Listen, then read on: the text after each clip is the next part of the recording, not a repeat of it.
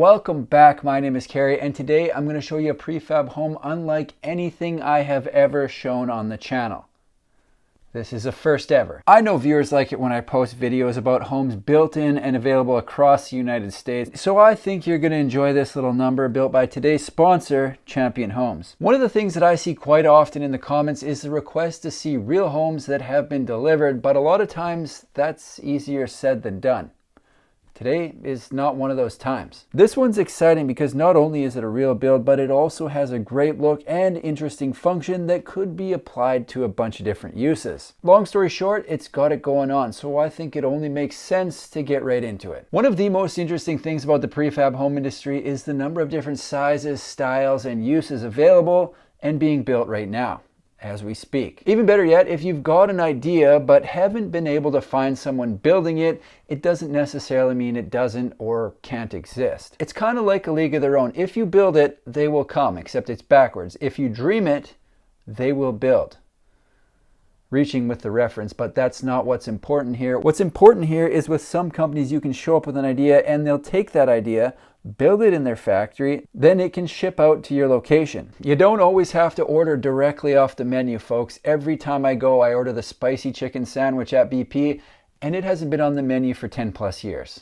I order it, sometimes I get it, sometimes I don't. I always try. A very cool example that illustrates what I'm talking about is a project built by Excel Homes, who is part of the Champion family of brands called Spillway Lodges. Spillway Lodges is located in Michigan, offers multiple floor plans to stay in, and is a perfect opportunity to see firsthand what can be built in a factory. They describe this place as having a rustic look with resort vibes and a unique northern Michigan experience.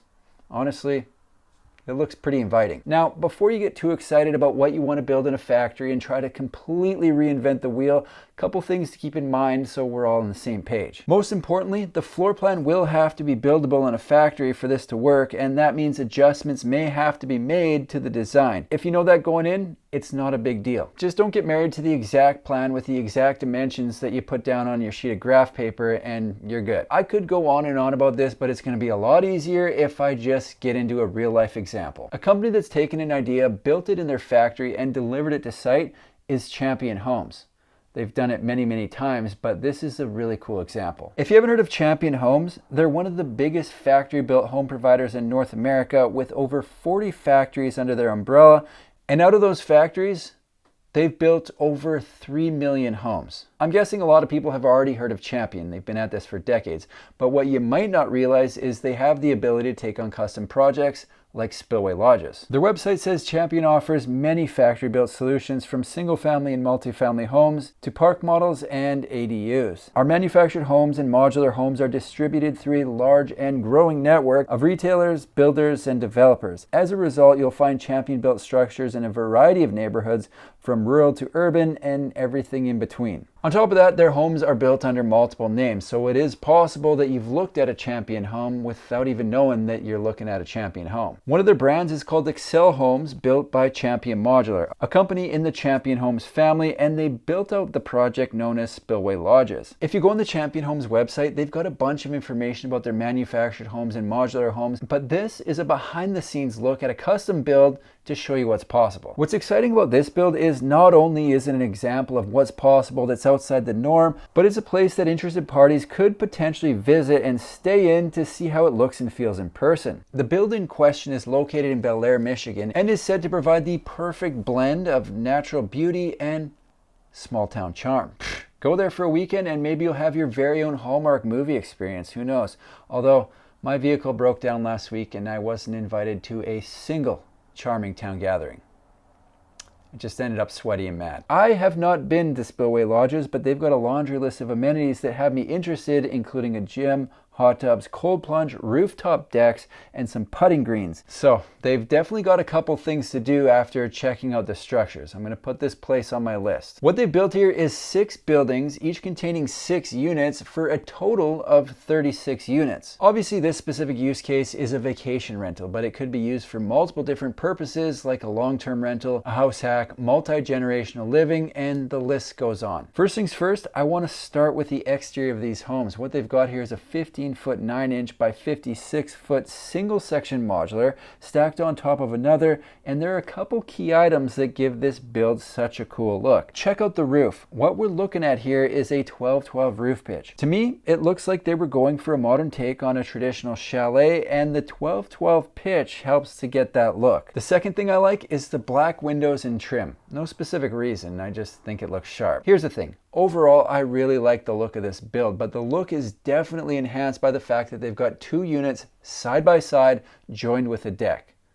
It looks awesome. I don't know that it would slap quite as hard if it were a single unit standing on its own without the connected deck. Either way, I think it's a good look, but where things really get interesting is when you get into what's inside each of the stacked units. As I mentioned, each side of the deck has two modules, one stacked on top of the other, making for 3 individual living quarters. Maybe a better way to explain it is each side is a triplex, and if not being used as a vacation rental, you could live downstairs and rent both the upstairs units or split the space and costs with family members, just to name a few of the possibilities. I'm not going to suggest who gets the biggest space. That's totally up to you to decide, but let's have a look at the layouts because one is definitely more desirable than the others.